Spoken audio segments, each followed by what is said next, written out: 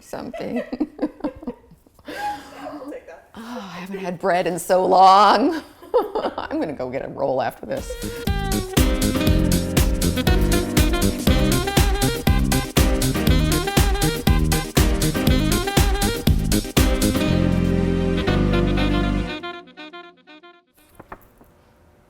What men find attractive.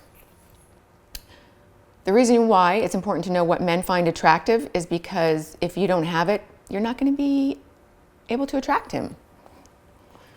But don't worry, it's very simple. First of all, men love body confidence, not perfection.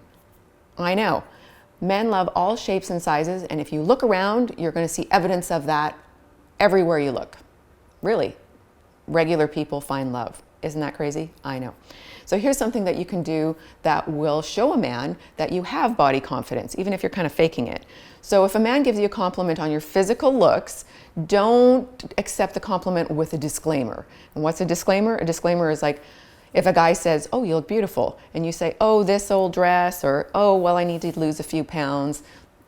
Don't do that. Just say, "Thank you so much. That makes me feel really feminine or really pretty or really beautiful." Because you can fake it and he won't know. But if you reject his compliment, he feels rejected personally. So another thing, number 2, happy chicks.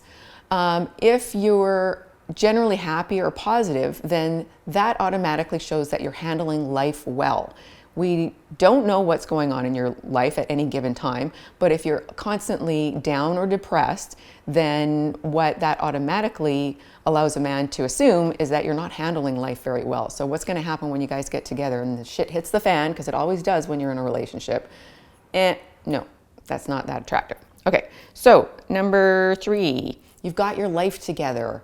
So this doesn't mean everything's perfect and you've achieved all your goals in every category, but it looks like you can handle things pretty well and you're moving toward different goals in different areas, because men want to be providers, but they don't want to be constant rescuers of perpetual victims. Not attractive. Number 4, smarts. So smarts can look like book smarts or intellectual smarts. That doesn't have to mean you have a high IQ, but it could also look like social smarts, where you know how to carry on a conversation or you can tell a story.